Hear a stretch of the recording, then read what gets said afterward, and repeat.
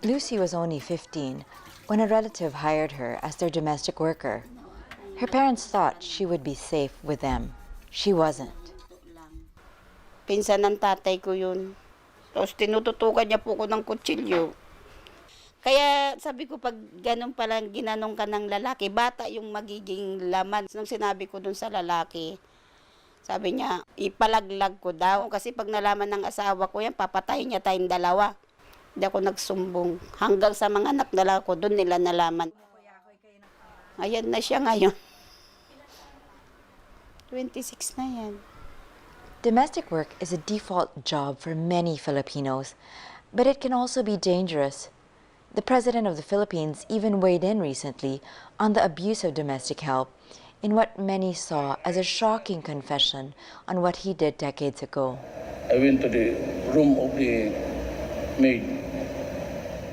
Oh, I lifted the blanket and I tried to touch what was inside the panty. When Philippine President Rodrigo Duterte recently confessed to molesting his domestic worker as a teen, he revealed a dirty little secret. Many domestic workers in the Philippines are sexually assaulted by their employers. Novelita Palisok runs a union for domestic workers and was also shocked by the president's admission. So nakakalungkot kasi, syempre, parang degrading. It's sad and degrading. Just because workers have a low status, does it mean they can be treated this way? Pagyurak sa aming pagkatao po. Novelita Palisok says that while rape is the worst that can happen, domestic workers face sexual harassment on a near daily basis. Palisok's male employer once groped her while she was changing a light bulb. She did not complain, thinking his wife would not believe her. Claire Padilla is a lawyer who has been at the forefront of women's rights for over a decade.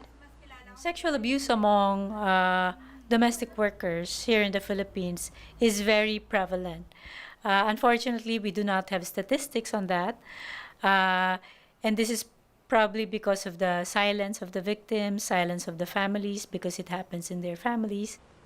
There is a law to protect the estimated 1.9 million domestic workers in the Philippines, but activists say it's flawed. Domestic workers can be as young as 15, an age when people are too young to know their rights and fight back against abuse and violence, like the kind Lucy experienced over 20 years ago.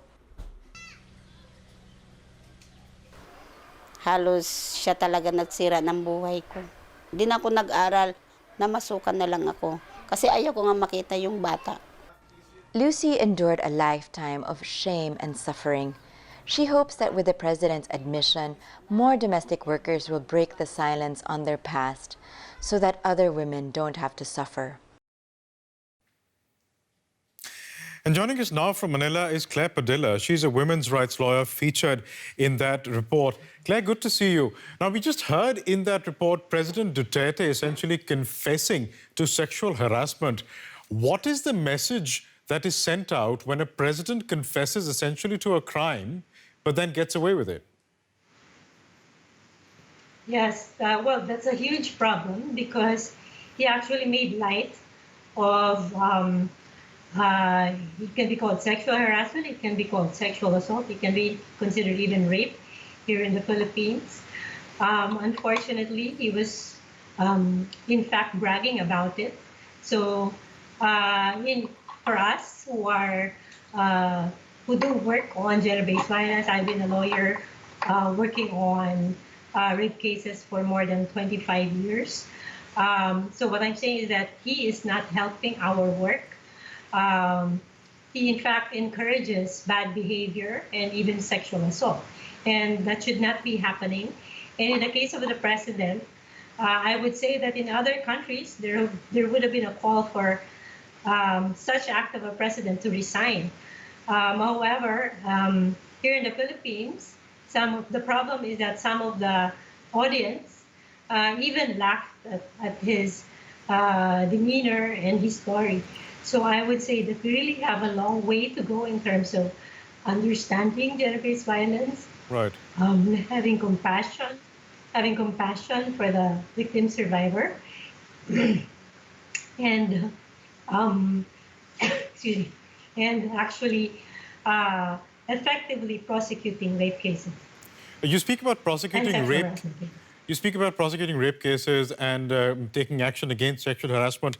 There is a law against sexual harassment, and there are also laws that protect domestic workers in the Philippines. Are these not working? The problem in the past and until now is that even while we work on the amendment of the anti-rape law and in the amendment, well, in the passage of the Anti-Sexual Harassment Act, we even have laws protecting domestic workers, but there's a huge sexism that happens, whether it's with the community level officers, whether it's the prosecutors, whether it's the police, Right. and even a lot of judges and justices. So we have dismissals by the prosecuting investigators. We have acquittals by judges and justices, regardless of whether they are women and men. Women's rights lawyer Claire Padilla speaking to us from Manila. Thank you very much for your time.